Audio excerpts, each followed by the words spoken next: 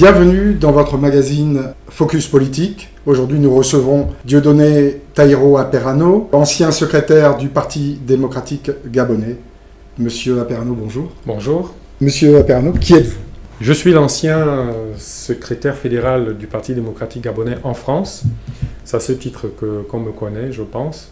J'ai dû quitter ce parti il y a maintenant un peu plus de 2 semaines au regard des tensions et de la répression qui a suivi une fraude électorale au lendemain des élections du 27 août dernier au Gabon. Voilà, donc je ne peux pas me présenter mieux que ça. Aujourd'hui, je ferai plutôt partie de la société civile, puisque je ne fais partie d'aucune organisation politique quelconque, en tout cas pas pour l'instant. Voilà. En tout cas, on a vu votre témoignage et votre émotion sur ces événements et les morts, les blessés qu'il y a pu y avoir. Alors, le Gabon apparaît comme un pays riche. Une faible population, 1,6 million. 1 million, voilà. Ça n'a pas beaucoup évolué depuis 2012. Exact. Donc, un pays riche en forestier, en pétrole, bien que ça se tarie un peu. Exact. En manganèse, en uranium. En fer. En uranium, oui, qui intéressait beaucoup la France. Exact. Alors, comment expliquez-vous qu'une majorité de la population vit avec 2 € par jour? La mauvaise gestion. La mauvaise gestion. Il y a un adage, d'ailleurs c'est ce que je dis dans la fameuse vidéo, il y a un adage qui caractérise bien la vie politique au Gabon, c'est le mouton broute là où il est attaché. Ça veut dire que les responsables, quand ils sont nommés à un poste, ils ne viennent pas pour servir le peuple, ils viennent pour brouter, pour manger, pour se remettre de côté. Et bien évidemment, ça conduit à ce que le pays ne soit pas construit au niveau infrastructure. Nous sommes au même niveau que dans les années 70, 80. Un effort a été fait ces dernières années, c'est ce que j'ai défendu au cours de la campagne pour le candidat Ali Bongo Ondimba, que je soutenais encore à l'époque. Un effort a été fait, mais il n'a pas été suffisamment significatif, de sorte que cette mauvaise gestion qui a perduré tout au long du règne des Bongo à la tête du Gabon a fait que c'était une gestion, on va dire, sentimentaliste, voilà, qui avait vocation à souder le peuple. Et il a bien réussi, il faut bien lui rendre hommage sur ce point-là, M. Omar Bongo. Mais la conséquence a été que le pays a été abandonné, la jeunesse n'a pas été suffisamment formée, et surtout la croissance démographique qui a vu le Gabon doubler en démographie de 1990 jusqu'à 2006. Cette croissance démographique n'a pas été suffisamment anticipée en termes d'infrastructures, offre de distribution d'eau et d'électricité, en termes d'hôpitaux, en termes de routes, enfin bref. Donc c'est ce qui explique la pauvreté, des poches entières de pauvreté dans divers endroits. Et est-ce qu'il n'y a pas eu une captation des richesses par le gouvernement, par la famille élargie? Par l'oligarchie, oui, par l'oligarchie. Si. Et aussi, on a entendu parler en France, bien sûr, des biens mal acquis. Tout à fait. Qui sont parce qu'on parle de 130 millions en dollars aux États-Unis, on parle de 100 millions en France, c'est quand même impressionnant. Et pour Ali Bongo, d'un hôtel particulier, je crois, de 100 millions. Donc nous, ça peut impressionner quand on voit que le peuple est surtout sur une richesse quand même des sols que beaucoup enviraient. Exact. Ben, écoutez, la gestion que j'appelais sentimentaliste du père Bongo se caractérisait en ce que le pouvoir s'exerçait de manière pyramidale, tout à fait normalement, mais en s'appuyant sur des familles ou sur des clans avec un chef désigné, patenté, reconnu du point de vue géographique ou ethnique sur toute l'étendue du territoire, de sorte que les biens passaient par ce relais et se distribuaient de diverses manières, toujours sentimentalistes, soit par des associations, des ententes illicites, soit par une multiplication de maîtresses ou d'amitiés et autres. Bref, donc quand la population n'était pas très nombreuse, la chose se passait plus ou moins bien, mais une fois que la population a été multipliée, les ramifications n'étaient plus suffisantes pour arroser tout le monde. Donc, bien évidemment, au passage, ces bonifications budgétaires ont fait que beaucoup se sont enrichis sans produire le moindre effort, sans mettre en place la moindre manufacture ou atelier ou fabrication, quoi que ce soit. Voilà, voilà comment... On peut parler aussi de dynastie, on peut parler de consanguinité, dans la mesure où je crois que même Jean Ping était gendre d'Omar Bongo. Exactement. Donc ça fait... Est-ce qu'on peut parler encore de France-Afrique aujourd'hui? Écoutez, j'ai envie de dire symbolique que la France-Afrique a été donnée pour morte plusieurs fois. Oui. Peut-être qu'on la donnera pour morte une fois de plus. On parle de dynastie, on parle aussi de monopartie. Est-ce qu'on peut souhaiter une ouverture, justement, avec une vraie opposition? Est-ce qu'elle n'a pas existé au travers de ces événements? La configuration politique actuelle est une configuration à multipartisme, obtenue de longues luttes avec, comme épilogue, ce qu'on appelle la Conférence nationale en 1990, qui a vu la fin du monopartisme. Le Parti démocratique gabonais était un parti unique jusqu'en 1990, de 67 à 90. Donc, aujourd'hui, nous avons une configuration dans laquelle nous approchons, et peut-être même dépassons les 60 partis. 60 partis.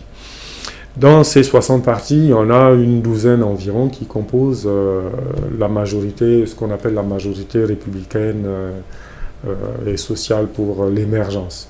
Donc les autres sont supposés être des partis d'opposition. Évidemment, il y a là-dedans des partis embryonnaires, il y a des partis familiaux, il y a des partis, comment dire, alimentaires. Hein. Mais là-dedans, on distingue 4 ou 5 partis majeurs. Mais tout ça pour vous dire que le multipartisme existe de fait. Et de fait, quand les barons du PDG quittent le Parti démocratique gabonais, ils trouvent tout de suite des points de chute dans ces partis, quand ils n'en créent pas eux-mêmes. D'accord. Alors, la fraude présumée, je dis présumée parce que il faut observer, il manquait 60 000 voix à un moment donné. Plus, oui, exact, ouais. Donc, le Haut-Oboué, le bureau a 71 000 voix. Exact. Simplement 14 abstentions. Oui. Ce qui est quand même assez... 0,02%. Alors on peut rapprocher ça du débat Aubry-Ségolène Royal où il y a eu débat, mais enfin pas aussi grossièrement. Exact. Disons, qu'est-ce que vous en pensez? Est-ce que c'est une démocratie quand même? On peut parler de démocratie quand on... Non, là ce n'est plus de la démocratie, ça devient du tripatouillage. C'est devenu tellement grossier que c'en est presque risible. Ça serait hilarant si la planification de ce hold-up électoral n'avait pas été suivi de planification de matage des émeutes et de la contestation qui avait été aussi anticipée. J'en veux pour preuve la présence de milices étrangères qui a été engagée dans le but de tirer sans état d'âme, parce que étant étrangers, ils ont l'assurance de ne pas s'en prendre ni à leurs concitoyens et même pas aucune chance de trouver de la famille dans la foule. Voilà. En plus, ils sont visiblement plus aguerris au combat et donc prêts à faire face à des mouvements un peu plus violents de la foule. Donc, si ces milices étrangères se sont trouvées là à ce moment-là, c'est que le pouvoir avait anticipé la contestation du peuple. Et la célérité avec laquelle Internet a été coupé montre bien qu'ils étaient prêts à assumer un nombre important de morts, pourvu que ça se fasse à volet fermé. Donc, voilà. Donc tout ça a fait que quand on regarde la chose, franchement, on ne peut qu'être horrifié. Bon, maintenant, le côté hilarant fait que les 71 000 personnes qui sont supposées former le corps électoral du Haut-Oboué, puisque c'est de ça qu'il s'agit, ont même été anticipés. Puisque au mois de juin déjà, on nous livrait un recensement officiel de l'État gabonais dans lequel la population dans le Haut-Ogooué avait bénéficié d'une croissance de 1 à 5. Voilà, ils sont passés de 50 000, un peu plus de 50 000 en 2010, à 250 000 en 2013. Alléluia. Vous vous rendez compte de ça? Ça veut dire, quand on calcule, quand on se livre un petit calcul, il faudrait que, allez, 50 000, on va dire 25 000 ou 15 000 couples procréent 4 enfants chaque année. Chaque année. Alors qu'on sait qu'il y a des problèmes de natalité. Voilà. Ouais. Non, mais même pas un enfant chaque année, mais 4 enfants. 4 enfants. Chaque année, 4 enfants qui sont pour arriver à faire. Mais tout ça pour dire que ils ont fait ça pourquoi? C'est pour qu'avec 250 000, ils peuvent justifier le fait qu'il y a, bon, on tombe dans les créneaux normaux de 30% d'inscrits, comme dans les autres régions, sur la liste électorale, ce qui ramène à peu près à 71 000.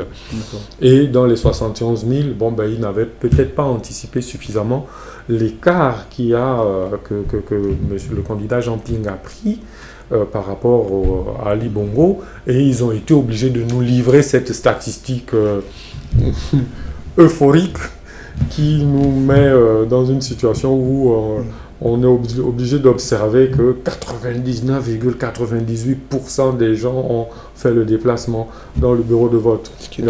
Voilà, ce qui est surréaliste. Voilà, quand on a un minimum d'ordre de grandeur, ça ne passe pas. Ça peut passer, ça aurait pu passer, mais malheureusement, il y a des gens qui sont dotés de discernement et quand on ramène la chose, on se dit, mince, 14 personnes, parce que 0,02% d'abstention, ça ne représente que 14 personnes sur les 71 000. Et 14 personnes sur 71 000, sachant que la campagne d'inscription sur les listes électorales avait commencé en octobre 2015, ce qui fait donc 10 mois jusqu'au 27 août. Pendant 10 mois, si on se dit qu'il n'y a eu que 14 abstentions, même les morts... Est-ce qu'on peut, dans un proche avenir, penser que, en fonction des événements, la population prenne véritablement son avenir en main, et surtout les jeunes qui n'ont connu finalement que la famille Bongo? Mais c'est ce qui est en train de se passer. C'est ce qui est en train de se passer. Quand vous regardez, quand vous suivez l'actualité sur Internet, dans les médias occidentaux et autres, vous vous rendez compte qu'il y a une formidable mobilisation. Et ces événements post-électoraux ont produit quelque chose d'inattendu. Je pense que jamais la population gabonaise ne s'est retrouvée aussi soudée sur un idéal. Voilà. Et maintenant, il s'agit, une fois que le résultat réel sorti des urnes aura été proclamé, il s'agit de capitaliser cette unité nationale, cette concorde. Hein. C'est d'ailleurs le titre de notre hymne. Il s'agit de capitaliser cette unité nationale pour en sortir quelque chose pour en sortir un projet de société qui fasse rêver, qui permette aux Gabonais de se projeter ensemble de l'avant et construire leur pays avec des valeurs un peu plus rigoureuses que celles qui nous ont été servies. Alors, on s'aperçoit qu'il y a une prudence de la communauté internationale. Il y a aussi de la France, singulièrement de la France. Tout à fait. C'est peut-être bien. Oui. Et par contre, de l'Union africaine, et ça c'est plus oui, étonnant. Pourquoi, à votre avis? Parce qu'il y a une culture, il y a une tradition qui veut que l'Union africaine n'a pas trop voulu s'immiscer dans les débats électoraux ici et là. Et donc, de manière tout à fait traditionnelle, on va dire, ils ont eu la même réserve, hein, la même appréhension à se prononcer, donner un avis sur ce qui s'est passé au Gabon. On peut le comprendre. D'accord. Voilà. Alors, le général de Gaulle disait que c'est très difficile de diriger un pays comme la France, qui a 500 fromages. Est-ce que le Gabon, qui a 50 ethnies, je crois, 54, environ, un peu moins, mais autour de ça, oui. C'est difficile à cause des ethnies, avec 80% cependant de francophones, si je dirais même, oui, effectivement, ceux qui ne le sont pas sont restés dans leur ethnie. Bon, mais nous sommes une ancienne colonie française. Effectivement, les 9 régions donnent lieu à 10 groupes ethniques avérés. Oui. Et dans chaque groupe ethnique, il y a quand même ce qu'on pourrait appeler des dialectes par groupe de 4 ou 5 dans chaque, donc ce qui nous amène à peu près à 50. Mais il y a 10 groupes ethniques, donc 10 groupes de langage différents. La colonisation française nous a donné la langue française en commun. Est-ce un bien? Dans d'autres contrées, c'est la langue française, alors que dans d'autres, la portugaise. Vous-même, vous avez appris le français. Est-ce que vous parlez un dialecte Ah oui, tout à fait. Oui. De manière générale, nous sommes pratiquement tous bilingues. Donc, il y a toujours, voilà, une langue. C'est bien pour l'esprit. Ce qu'on appelle une langue maternelle et une langue et la langue française. Voilà. Donc, non, très facile à diriger. Par contre, parce que, comment dire, le bénéfice de ce que nous avons tiré de la présidence Omar Bongo Ondimba est que, toutes ces barrières ethniques se sont estompées du fait que tout le monde a baigné dans le même système. Le bénéfice que nous pouvons tirer de la période PDG monopartisme et que tout le monde s'est retrouvé à un moment donné dans le même ensemble. C'est un peu le PDG à un moment donné, excusez-moi, il faut bien que je livre ça aux téléspectateurs et aux Gabonais qui vont nous écouter. Le PDG à un moment donné a joué le rôle de ciment dans ce que nous appelons l'unité et la cohésion nationale. Il n'y a pas d'organe national au Gabon dans lequel on puisse retrouver tous les Gabonais au-delà de des barrières ethniques. Aussi bien à l'école que dans l'armée, si vous êtes dans une province, tous les ressortissants de la province en question se retrouveront forcément à l'école d'une manière provinciale. Passons maintenant au focus en images. Une image forte qui montre bien la mobilisation des Gabonais qui ont bravé parce qu'ils savaient très bien à quoi ils s'exposaient. On voit le jeune là avec son t-shirt sur le nez, on voit la fumée derrière. Ils savaient très bien à quoi ils s'exposaient, à quoi ils étaient exposés, mais ça ne les a pas empêchés de se lever pour dire non. Non au hold-up électoral, non 2016 ne sera pas 2009, et nous n'allons pas nous laisser voler notre victoire, et nous allons passer à l'étape suivante, donc la dynastie Bongo est terminée. C'est ça que ça me fait dire cette photo. Alors la deuxième, c'est l'affiche promotionnelle de campagne d'Ali Bongo. Ça commence à devenir des vieux souvenirs, ça. Voilà. Je suis Ali contre le terrorisme politique au Gabon. Oui, à l'époque, Jean Ping avait fait l'objet de quelques critiques sur des phrases qui lui auraient échappé, des phrases qu'on aurait pu interpréter comme étant porteuses de haine ou porteuses d'ambition génocidaire. Voilà, d'où cette phrase contre le terrorisme politique. Mais on se rend compte que le plus grand danger ne venait pas de la personne qui parlait, mais de la personne qui avait déjà programmé ce plan machiavélique qui a conduit à plusieurs dizaines, voire plusieurs centaines de morts que nous déplorons aujourd'hui. Voilà. Alors, mes éléphants, les éléphants. La richesse de la faune et de la flore. Au Gabon. Vous voyez la forêt derrière, et ça c'est la savane. Il y a eu un gros engagement au niveau international depuis l'ère Omar Bongo Ondimba, puisque l'ancien président s'était déjà engagé à préserver la faune et la flore en instaurant des parcs nationaux. Il y en a 13 au total. Oui. Et les éléphants font partie d'une espèce, sont une espèce protégée au Gabon, de sorte que dans une ville telle que Gamba, où Shell exploite le pétrole, vous voyez très souvent les éléphants venir dans la ville manger des fruits, dans les propriétés. C'est un privilège. Voilà. Bon, bien évidemment, parfois c'est accompagné de drames, mais le Gabon participe grandement à la préservation de la richesse de la faune et de la flore. Alors là, ici, on voit un envoyé de l'ONU qui commente la situation.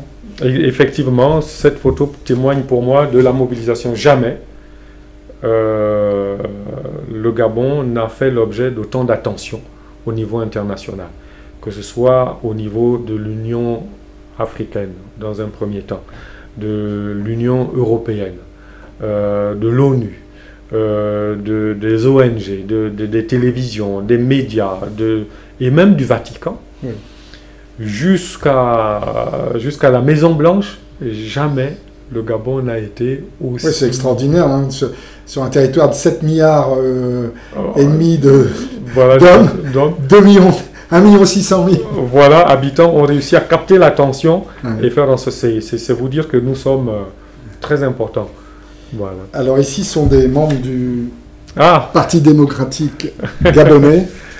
Effectivement, on me voit là en train d'installer le dernier bureau avec lequel j'ai conduit la campagne. Et nous avons là un grand gaillard, son nom, vous avez fait un bon choix. C'est un bon choix parce que ça c'est un de mes... écoutez, en termes de loyauté et en termes de fidélité, à part moi, je pense que c'est lui. Il s'appelle Guillaume Max Giovanni Edu Abesolo. Rien que son nom est évocateur. Voilà, j'ai eu vraiment plaisir à travailler avec ces gens. C'était des gens de grande qualité, des gens vraiment qui étaient remplis de l'ambition de bien faire. Bon, malheureusement, les plans machiavéliques qui ont été fourbis derrière. Je peux vous dire que ma démission a été retentissante à cause de ma position. Mais bien évidemment, je ne suis pas le seul à avoir été, comment on dit, touché, meurtri par le sang versé. Et lui en est un. Voilà. Il n'a pas posé formellement sa démission, mais il m'a dit qu'il a pris... Il n'a même pas besoin de poser sa démission parce que, voilà, il dit ça ne sert à rien, il a déchiré sa carte, il ne veut plus être compté. Ça veut dire ce que ça veut dire. Ça veut dire ce que ça veut dire. Donc ils sont nombreux comme ça, à avoir pris leur distance sans que ça n'ait été, comment dire, médiatisé. D'accord. Voilà. Voilà ce que m'inspire. Donc, et reprendront le flambeau positivement. Mais je peux vous dire que ça, ce sont des énergies qui se mettront à la disposition de Jean Ping dès lors qu'une force politique aura été mise en place pour pouvoir accompagner ce pouvoir naissant qui forcément s'appuiera sur la diaspora gabonaise. Bien sûr. Ouais. Alors, Dieudonné Taïro Aperano, je vous remercie de votre présence et de vos explications. J'espère que ça éclairera le monde qui nous écoute sur le Gabon, ce très beau pays. Je vous remercie. Je vous remercie. C'était Focus Politique avec notre invité Dieudonné Taïro Aperano. À très bientôt.